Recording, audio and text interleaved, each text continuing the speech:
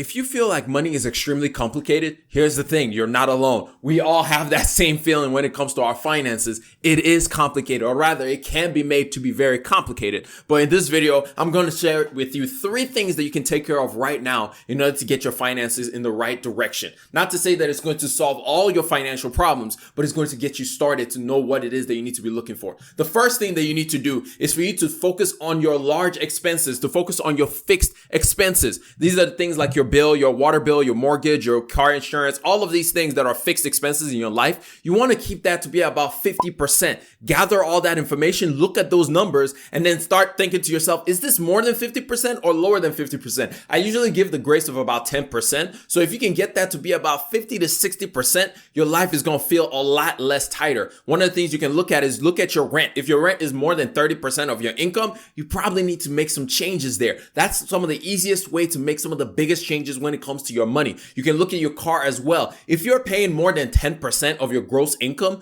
on your car every single month, and when I'm saying on your car, I'm talking about both for insurance, for gas, for maintenance, for all of that stuff. If it's more than 10% of your gross income every single month, you probably need to get rid of that car and get yourself something cheaper that you can actually afford. These are some of the easiest ways that you can take big wins when it comes to your money. Look for those big ticket items. Look at your insurance. Maybe go do some shopping around for your insurance. But the main thing is keep your fixed expenses to be about 50 to 60%. All your bills and all that stuff, about 50 to 60%. The next thing that you need to do for yourself is decide what is the savings rate that I need to be at. In other words, every time I get paid, how much money do I need to make sure it's automatically taken out of my paycheck and goes towards whether it be my emergency fund, whether it be my 401k, whether it be my IRA, whether it be my HSA, whatever it is, but you're saving something. You're putting some money away towards something to make sure that you're taking care of future you, just like you're trying to take care of present you today. Focus on your savings rate. I usually say start off 10%, but then get that thing higher and higher. A good place to be is about 25%, but then if you can go higher, definitely go higher. And then the last thing that you can do is finally figure out what it is that you want to be enjoying your money on, what it is that you want to actually be spending your money on. So you're not just spending it on everything. You're not just spending it on what your friends want you to spend it on because they want to travel and go on trips, but you're more into cars, or you're more into video games, or you're more into electronics.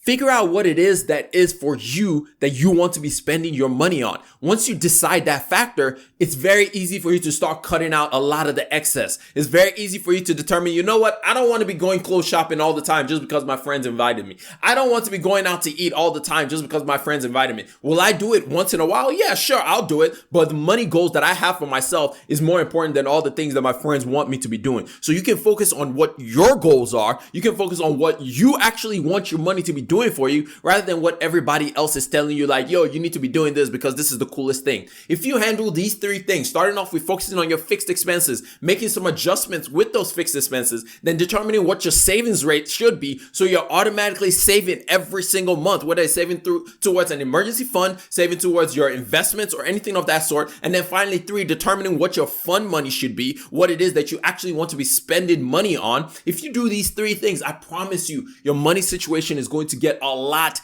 easier. Now, am I going to say that this is going to be the solution to everything? No, but sometimes getting started is the hardest point. Sometimes figuring out what is it that I need to be looking at. When you do all 3 of these things, one thing that will automatically be so enlightening to you is for you to now start thinking like, yo, do I have an income problem or do I have an expense problem? You can actually sit down and see the whole thing and see the big picture for you to determine what exactly is the situation that I have right now. Is it income based or is it actually like an expense problem? And you can figure out how to solve those things. Remember, when it comes to money, you just need those daily compounding. You need that one step after one step after one step. And when you take things one step at a time, increasing yourself, getting beneficial, or rather growing benefit, getting better 1% every single day, by the end of the year, you look back and you're like, dang, I'm 3 times better than where I was when I started off this year. So take the little victories, take the small victories, and get these things started as soon as possible. But anyway, that's all I got for y'all. I hope y'all learned 1, maybe 2 things out of this entire thing. And if you did, hit that like button. If you enjoyed it, hit that subscribe button. But I'm gonna catch y'all up in the next one. Remember, generosity is always greater than greed. God bless each and every single one of y'all, and I'm out. Peace.